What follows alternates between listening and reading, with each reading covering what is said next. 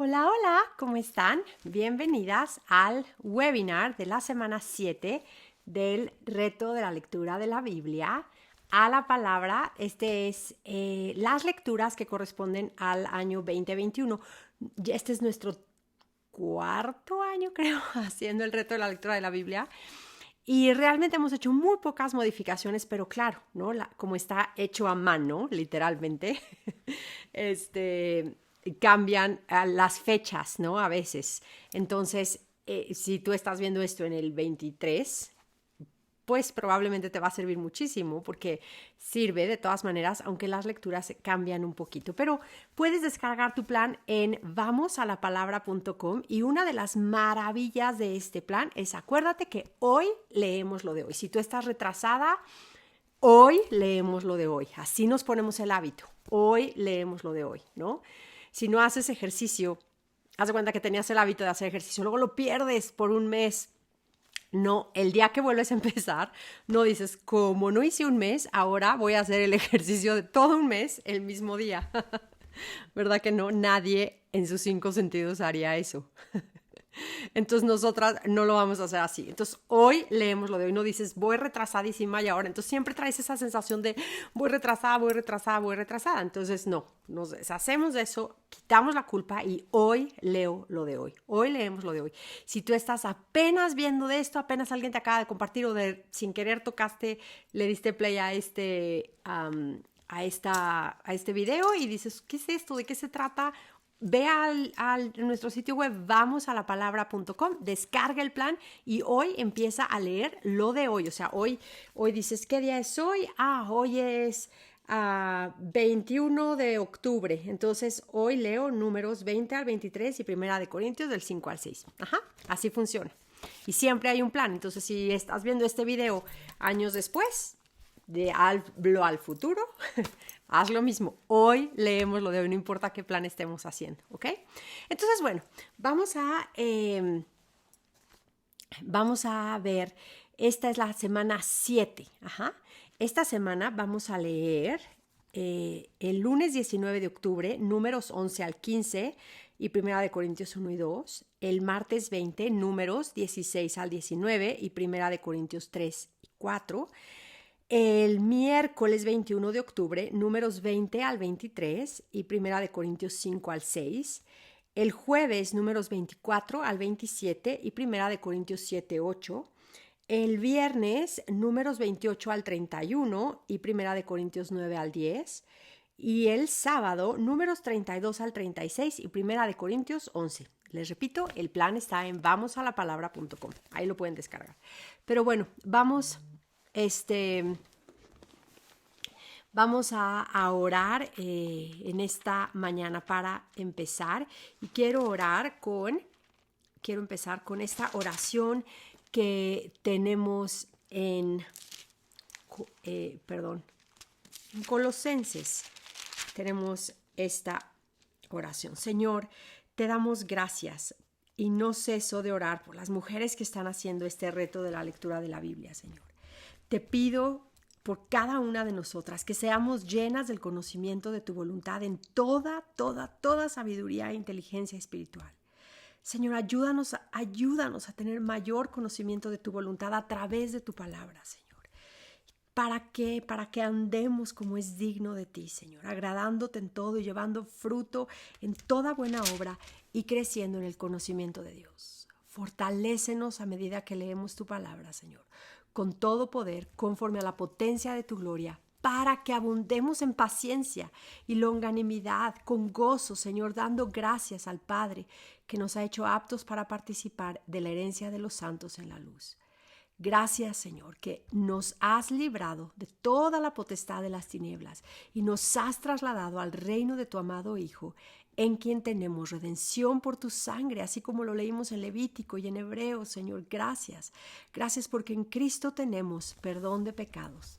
En el nombre de Jesús oramos a ti. Amén. Amén. Muy bien. Importante que aprendamos a leer. Siempre me encanta decir, llevo años diciéndolo, ¿no? Leemos mientras oramos, leemos la Biblia y oramos mientras leemos, ¿no? A medida que vamos así, eso nos ayuda muchísimo. Estar en la palabra nos ayuda en nuestra vida de oración también. Entonces, bueno, vamos a ver, ¿qué leímos la semana pasada? La semana pasada terminamos de leer Levítico y empezamos Números. Eso es en la semana 6. Y en Números empezamos a ver cómo Dios confirma su promesa de habitar entre su pueblo. Y aun cuando ellos habían sido rebeldes e idólatras, y lo vamos a ver que eso sigue, Dios prometió que iba a ser su habitación en medio de ellos y Dios lo sigue cumpliendo. Él dice, no voy a aborrecerte, ¿no? Yo voy a caminar entre ustedes, yo voy a ser su Dios y ustedes van a ser míos. Ese es el corazón de la ley. Eso lo vamos a ver también en Deuteronomio, que Dios quiere bendecirnos, quiere darnos todo esto para nuestro bien, quiere santificarnos para que seamos verdaderamente felices. El que busca la santidad realmente está buscando la felicidad. Entonces, eso es maravilloso. Entonces, vamos a ver cómo, a medida que vamos leyendo, cómo Dios cumple su promesa. Lo mismo en el huerto del Edén, ¿no? Dios quiere habitar con ellos desde el principio. Dios siempre quiere estar con su pueblo, ¿no? Y Él toma la iniciativa siempre de cómo hacer esto posible. En Levítico 26, ahí quiero leer esta parte. En Levítico 26, del 11 al 12, tenemos, voy a leer aquí Dios está hablando de unas promesas que da, pero vamos a ver cómo Dios da la promesa de que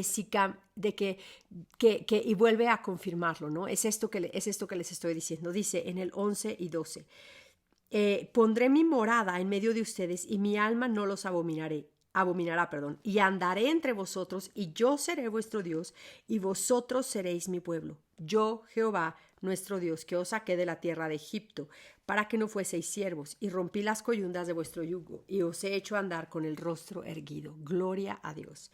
Eso es increíble, ¿no?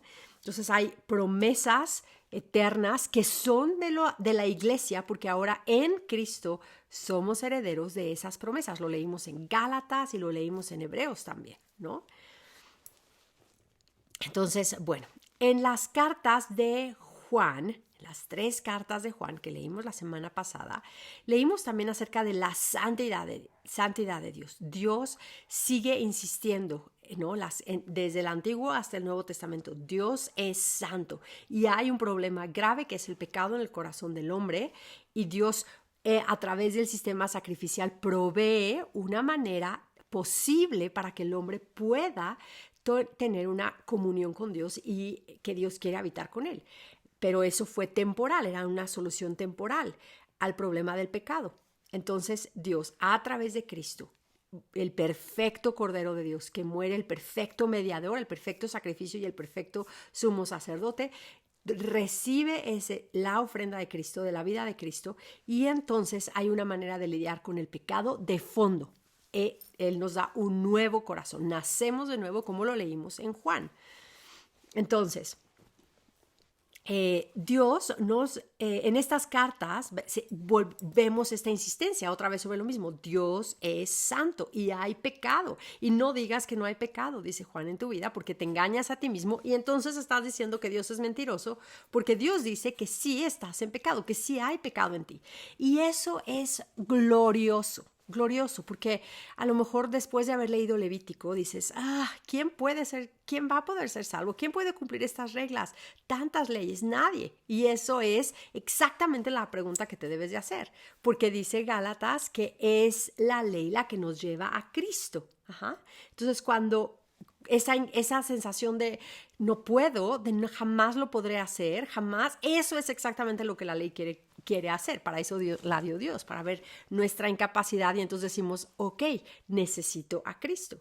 Pero entonces ahora seguimos viendo pecado en nosotros, ¿no? Y entonces, en vez de desanimarnos, en vez de decir, a lo mejor no soy salva porque todavía batallo con pecado en mi vida, en vez de hacer eso, nos debemos de ver, Primera de Juan, por eso es glorioso, es una carta que si tú estás luchando con esa sensación de seguridad de tu salvación, ve a Primera de Juan, léela, memorízala, órala, ¿no? ¿Por qué? Porque Juan nos dice, tienes pecado y te dice, ahora que has nacido de nuevo, te dice, hay salida y la única salida al pecado de nosotros es el arrepentimiento y la sangre de Cristo que nos lava y nos limpia de todo pecado.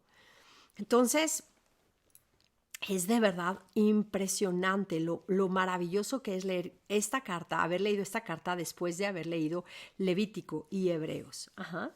Entonces, las cartas de Juan nos recuerda que necesitamos un Salvador, necesitamos todavía ser lavadas y por eso venimos a Cristo, nos arrepentimos, somos prontas para arrepentirnos, prontas para recibir el perdón de Dios, prontas para venir a la palabra porque la palabra nos lava también. Ajá. Entonces, eso es glorioso y ahora, claro, entendemos que es la única solución al pecado, es Cristo, porque Cristo es el único que puede cumplir con todos esos requisitos y el único que puede en su carne hacernos un camino, la posibilidad de llegar al Padre. Y Él es el mediador hoy sentado a la diestra del Padre orando por ti. Y eso es glorioso. Ajá.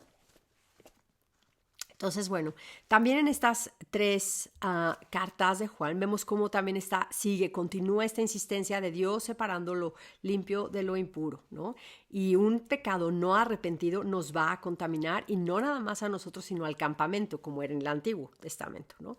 No nada más a nosotros, sino a los que están a nuestro alrededor. El pecado termina por afectar a la persona que está en pecado no arrepentido y a los que están alrededor. Ahora vemos en la ley, en el Antiguo Testamento, como el pecado a veces ¿no? Castigaban a toda la familia por el pecado de uno, cuando era algo gravísimo, ¿no? Como tomar el nombre de Dios en vano o alguna cosa así súper fuerte. Y a lo mejor, y el principio, si se dan cuenta, el principio, aunque ya cambió esa ley hoy en el Nuevo Testamento, el principio sigue aplicando. Cuando alguien peca, toda la familia, ¿no? Los hermanos o la iglesia, si hay por ejemplo, un líder que cae en un pecado grave dentro de la iglesia, no nada más él lleva la consecuencia de su pecado, ¿no? La lleva su familia inmediata, la lleva su iglesia, ¿no? La lleva la iglesia en general, ¿no? Porque todo el mundo empieza a decir cómo es posible, ¿no? Entonces, dense cuenta cómo realmente el pecado afecta y la consecuencia, de cierta manera, la vivimos en comunidad también, ¿no? Entonces, bueno, es bien interesante ver en Juan, lo que leímos, que Dios es fiel y justo para perdonar nuestros pecados. Eso lo leímos en 1 de Juan 1, del 5 al 10. Y es interesante cómo Juan pone estos dos rasgos del carácter, la fidelidad de Dios y la justicia de Dios. Ajá. Porque Dios es justo, no va a pasar por alto el pecado, ningún pecado, no puede, porque Él es justo. Y Él mismo dijo que la paga de pecado es muerte. Entonces Él no puede de repente decir que ya no, ¿no? Ahora, no, mejor ya no.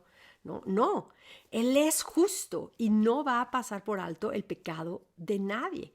Entonces, y reclama, y la paga de pecado es muerte. Entonces, por eso Juan lo entiende perfecto, ¿no? Y dice, porque Dios es justo y fiel, nos puede perdonar. Y lo hace a través de Cristo.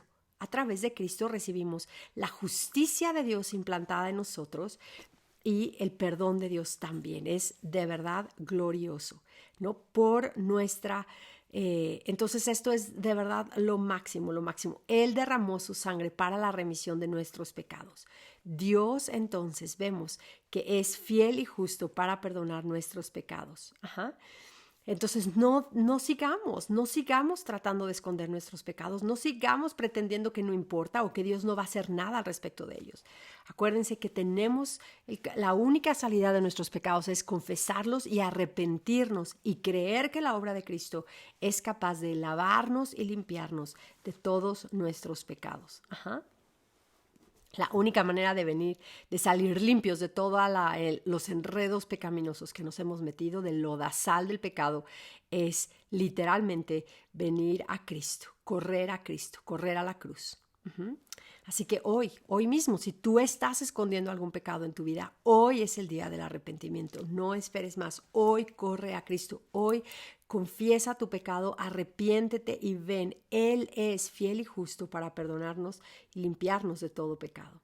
Leímos también la carta de Judas la semana pasada, una carta que tiene palabras muy fuertes en contra de los falsos maestros. Y a medida que leamos, quiero mencionar dos cosas de Judas. Una es que en una versión en inglés dice que Jesús es el que rescató al pueblo de Israel de Egipto. Esto está en la versión English Standard Version. Me encanta eso que dice Jesús salvó a la gente. Y otra cosa que quiero notar que leímos en Judas es que habla, te digo, palabras súper fuertes en contra de los falsos maestros, falsos profetas, que han estado desde el Antiguo Testamento. O sea, no es algo nuevo que la iglesia ha tenido que lidiar. Es algo que la iglesia ha tenido que lidiar, ¿no? El pueblo de Dios ha tenido que lidiar desde el principio. Entonces, eso es bien interesante notar. Entonces, bueno, vamos a unir lo que leímos la semana pasada al principio de Números con esta semana. Esta semana, semana número 7, el lunes empezamos con Números 11 y vamos a terminar el sábado toda la lectura de Números. Entonces, en número 12 leímos aquella ocasión cuando Miriam y Aarón murmuraron en contra de Moisés y Dios los oyó. Y Dios los castigó y el castigo fue severo. Porque como la lepra, la amargura, el quejarnos, el murmurar, el blasfemar, el hablar mal de otros, contamina, otra vez lo digo, no solamente a la persona, sino al campamento entero, a la iglesia entera. Esto es tremendo, o sea, dense cuenta, por favor, démonos cuenta de lo terrible que es la amargura y el quejarnos unos con otros y hablar mal unos con otros de los demás. Es terrible y es algo que Dios lo dice en los mandamientos. De hecho, no hablaremos falso testimonio en contra de nuestros hermanos, ¿no? No levantaremos falso testimonio, no nos vamos a quejar tampoco del trato de Dios y aún de las providencias difíciles, no nos vamos a quejar, porque cuando nos quejamos con alguien en nuestra mesa de cafecito o en un chat, ¿no? O aquí, Dios lo oye y eso es tremendo. Notemos también, anoten ahí ustedes si lo están anotando, en Deuteronomio 1:27 y en el Salmo 106:25, que Dios escucha esta queja y esta murmuración que sucede en las tiendas en donde estaban viviendo ellos, adentro de sus casas, en un lugar privado, en conversaciones privadas. Entonces eso es tremendo porque nos ayuda a reflexionar lo que dije antes, ¿no? O sea, que nuestra queja, aún la del corazón, aún la de la mesa, la de la sobremesa, aún esa queja llega al oído del Señor. Entonces tenemos que ver lo terrible que son estos pecados, ¿no? De murmurar y quejarnos y la amargura. Debemos de arrepentirnos, no decir que no están ahí, si en verdad están ahí. Si te memorizas perfecto cómo te acuerdas perfecto de detalles que muy probablemente y los repites en tu mente y estás pensando, debí de haber dicho esto, debí de haber mencionado esto y debí de haberle dicho así, muy probablemente estás guardando amargura en tu corazón. Entonces, ten muchísimo cuidado. Cuidado. En capítulo 16 de Números regresamos a la rebelión de Cora. Y esa es súper interesante, es tremenda. Eso está en Números 16.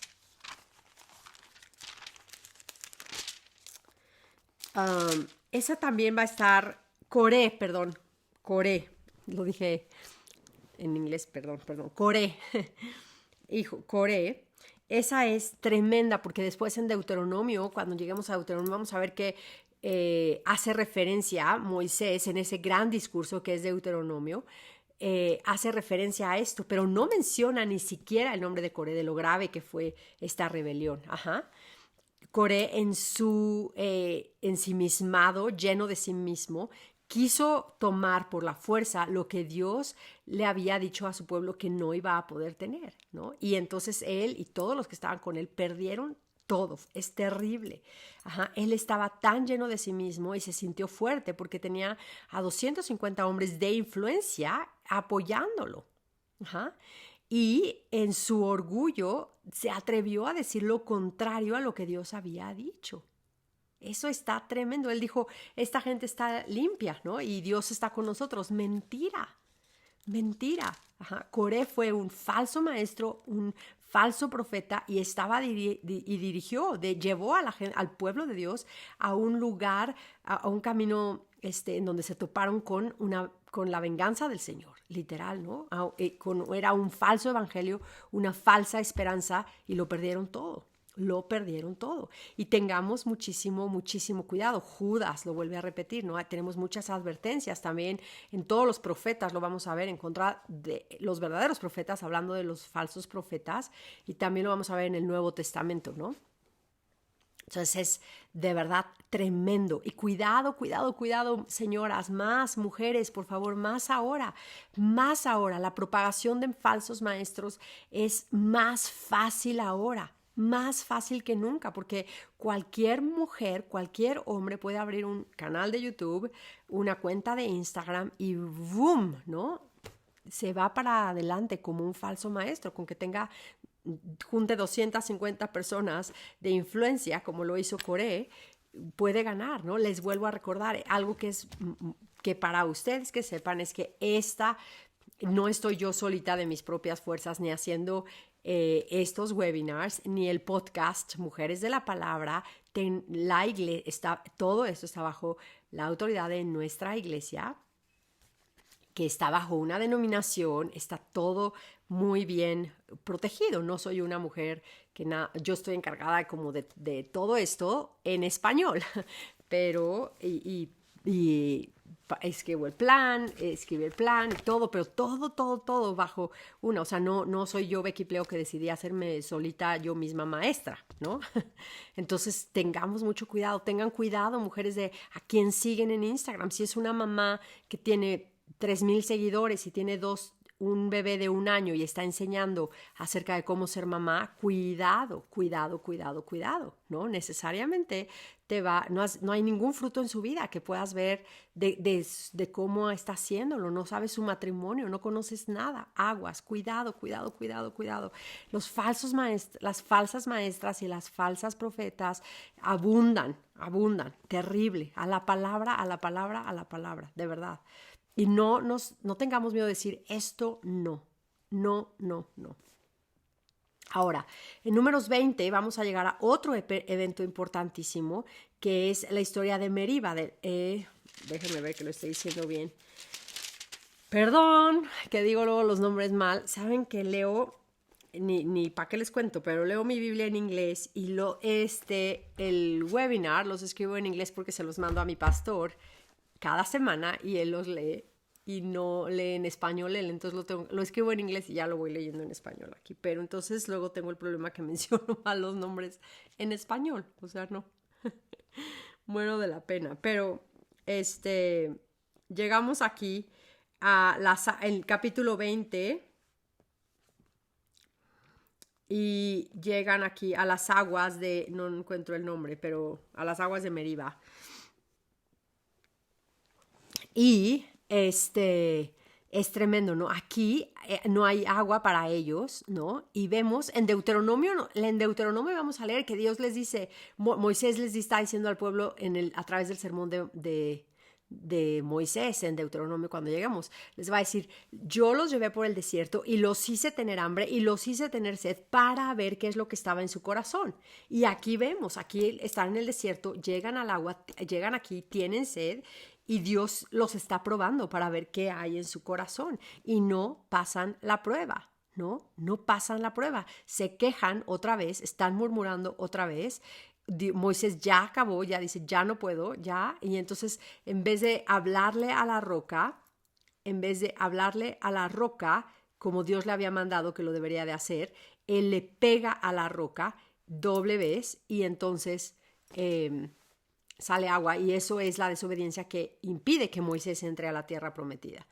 algo importante de notar aquí es que en Primera de Corintios 10, anótenlo bien y luego lo ven, Primera de Corintios 10, que vamos a leer esta semana, de hecho, pero anótenlo para que cuando lleguen ahí lo vean, nos habla justamente de que la roca era Cristo. Esa roca representa a Cristo, ¿no?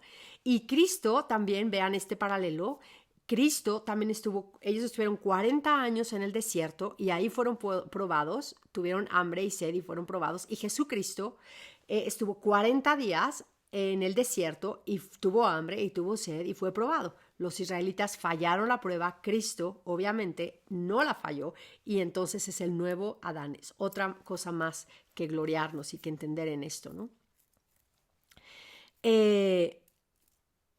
Entonces, bueno, esto es bien interesante, ¿no? Mucho que leer aquí. En Números 20:12 voy a leer, dice: y Jehová dijo a Moisés y a Aarón: por cuanto no creíste en mí para santificarme delante de los hijos de Israel, por tanto, no meteréis esta congregación en la tierra que les he dado. Estas son las aguas de la rencilla, por las cuales contendieron los hijos de Israel con Jehová, y él se santificó en ellos, ¿no? Entonces es algo tremendo, tremendo, tremendo, tremendo.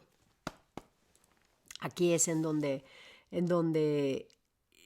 cae, ¿no? Aquí es en donde no fallaron en santificar el nombre del Señor aquí. Entonces, ¿qué podemos aprender con todo esto? Claramente, fallar en santificar, en glorificar, en honrar la santidad de Dios y su carácter delante de los hombres es un pecado gravísimo. Es un pecado súper grave.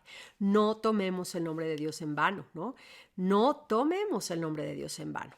De verdad, me impresiona la cantidad de mujeres que yo veo, cristianas, reformadas, inclusive muchas de ellas, que usan el nombre de Dios en vano todo el tiempo. Ay Dios, ay Jesús, ay no sé qué. De verdad, por favor, no usemos el nombre de Dios en vano. Y usar el nombre de Dios en vano es también usarlo cuando llevamos nosotras el nombre, nos llamamos cristianas. Estoy llevando ese nombre de Cristo, ¿no? En mi vida y lo blasfemo, hago que sea blasfemado por mi conducta, ¿no? Veo también, el otro día estábamos hablando de la modestia y estábamos viendo algunas cuentas de Instagram que decían: soy cristiana, soy la princesa del Señor, amo al rey, no sé qué, de algunas personas que me estaban siguiendo y sé que sus cuentas y de verdad de miedo, o sea, unas jóvenes de 20 años, en sus 20, 16, 17, 20 por ahí, ¿no? Y su descripción es: soy hija de Dios, el Señor es mi pastor, un versículo, amo a Jesús. Y todo su feed son fotos, ¿no? Escotes bajísimos, bikinis, boquitas, bocotas, posiciones, ¿no? Fotos súper sensuales. Y dices: estás blasfemando el nombre del Señor. Deja de tomar el nombre de Dios en vano. Deja de ser ocasión de que más gente tome el nombre de Dios en vano. Entonces, muchísimo cuidado. No tomemos el nombre de Dios en vano. No tomemos el nombre de Dios en vano. Santifiquémoslo. Es un pecado grave, gravísimo delante del Señor. Ajá. Chistes acerca de la ley de Dios, chistes acerca es de verdad, consideremos lo santo, santo que es el nombre del Señor. Cuidado, por favor. Entonces, acuérdense que la paga, Romanos 6:23, la paga del pecado es muerte, ¿no? Entonces, Nadab y Abiú murieron por ejemplo, ¿no? También cuando vimos los hijos de Aarón. Murieron y es correcto, es bueno cuando es justo, ¿no? El que no se arrepiente, y lo vimos, por eso las cartas de 1 de Juan son tan importantes, regresar a ellas. Si no, siempre hay una salida al pecado y es el arrepentimiento, pero si obstinadamente, habiendo oído que la salida es Cristo, decides detenerte y no a perseverar, estás en un pecado gravísimo, ¿no? Entonces, por favor, de verdad, les animo muchísimo. Tengan cuidado, ¿no? Tengamos cuidado. Que Dios nos dé mucho temor de su nombre. Ajá. Entonces, las consecuencias de nuestros pecados y los pecados de otro nos pueden afectar eternamente, no nada más temporalmente, no nada más temporalmente. Y otras veces no es eterna. Si nos arrepentimos, hay consecuencias que son fuertísimas y las tenemos que avanzar y las tenemos que avanzar con Cristo. Y aun cuando sean consecuencias fuertísimas, tenemos al Señor que Él nos ayuda a poder avanzar en esas consecuencias, ¿no? Él no es como un padre que manda a su hijo enojadísimo a tu cuarto y ahí 3 horas te quedas, ¿no? Y mientras, no, Dios camina con su pueblo, aún en las consecuencias, de lado, afirmándolo, diciéndole, aquí estoy, esta es la lección que tienes que aprender, fortaleciéndolo para que avance en las consecuencias de su pecado. ¿No? Aún las consecuencias de nuestro pecado, Dios las convierte en bendiciones cuando estamos con un corazón manso y humilde delante de Él, ¿no? Listos para reconocer su santidad y ser transformados por su santidad también. Entonces, si tú estás viviendo, si tú sabes que tienes que enfrentar este pecado y las consecuencias van a ser graves, ten ánimo, no temas. Esa es la única manera de avanzar. El Señor va a caminar contigo aún en las consecuencias si tú estás firme en Él. Ajá. Dios nunca es injusto y siempre es misericordioso. Dios nunca es injusto y siempre, siempre, siempre misericordioso.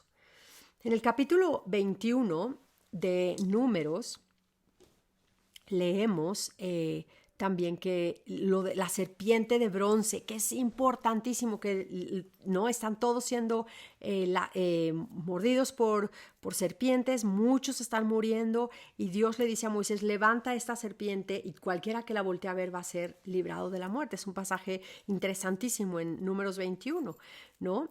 Y es bien interesante ver que todo este pasaje, porque este pasaje nos lleva a Cristo, ¿no? Hay Juan 3, 14, 21. Ajá. En Juan 3, 14 al 21, dice, y como Moisés levantó la serpiente en el desierto, así es necesario que el Hijo del Hombre sea levantado para que todo aquel que en él cree no se pierda, mas tenga vida eterna. Siempre nos acordamos de que todo aquel que en él cree no se pierda, mas tenga vida eterna, pero no tenemos ni idea. Si a alguien le dices, alguien que siempre nada más no se sabe esta historia, y le dices, ¿qué es eso de que así como Moisés levantó la serpiente en el desierto? Y no tienes ni idea de qué historia es esa. Vemos cómo no, es imposible, ¿no? Necesitamos toda la Biblia para ser un cristiano completo. Ajá. Entonces, es importantísimo regresar y saber perfectos. Pongan una nota en Números 21, pongan una nota refiriendo a Juan 3, 14 y 15. Y en Juan 14 y 15, Juan 3, 14 y 15 pongan otra nota que refiera a este pasaje de Números. Es importantísimo ver cómo toda la Biblia, el Antiguo Testamento, lo necesitamos de verdad para que podamos entender bien qué está sucediendo en el Nuevo. Y el Nuevo, acuérdense, es el comentario inspirado del Antiguo Testamento. Entonces, eso es súper bueno. Vamos ahora también a leer Gálatas 3:13. Ajá.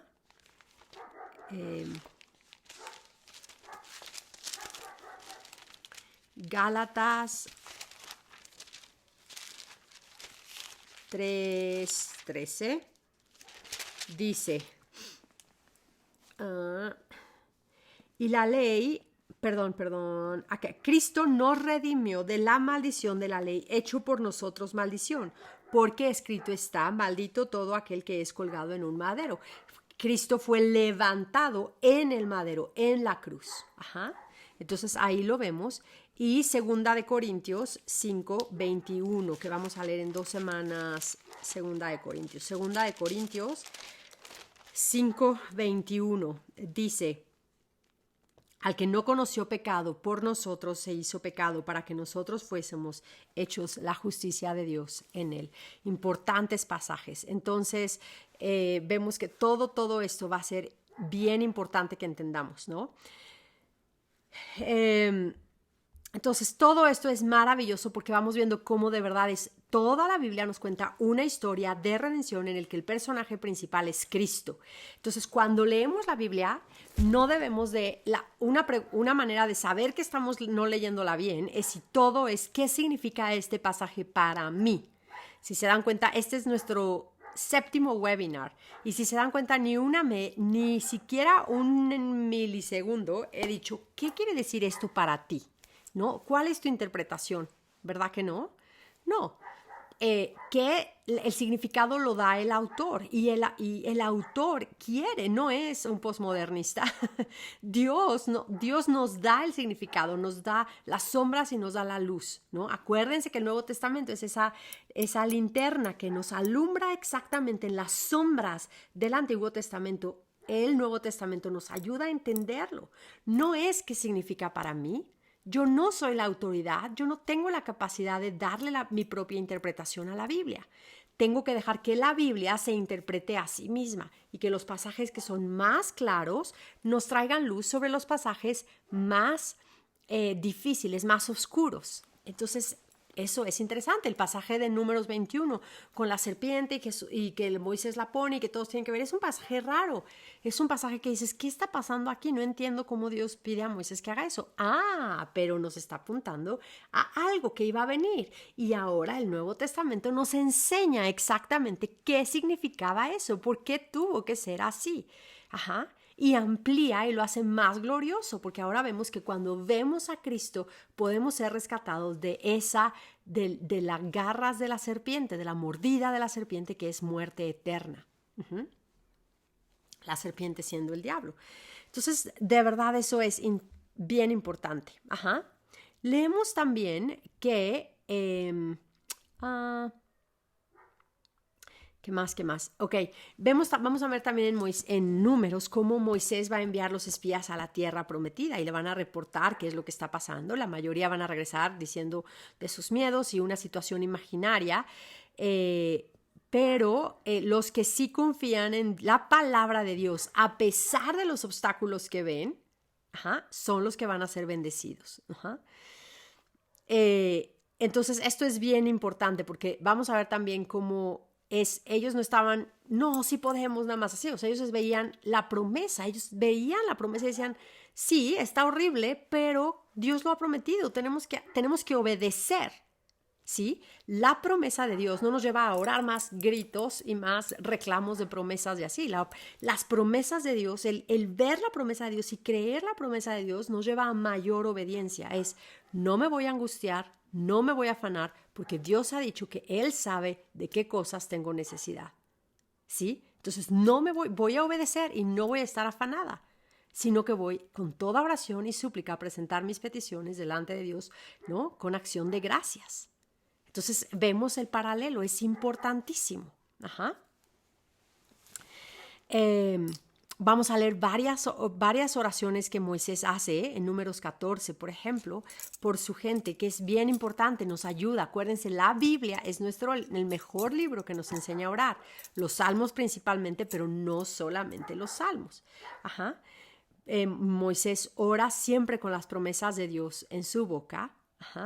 Y si no tenemos una promesa específica, si conocemos a Dios, porque hemos estado inmersas, no nada más con un versículo aquí diario o un pasaje al diario, sino inmersas en la palabra, entonces podemos de verdad venir y clamar y entender que Cristo, ¿cuál es el carácter del Señor? Dice, Señor, tú eres justo, tú eres fiel. Tú puedes perdonar los pecados, te pido. O por ejemplo, puedes orar, Señor, yo veo que a quien tú quieres, tú llamas. A quien tú quieres, tú llamas, ¿no?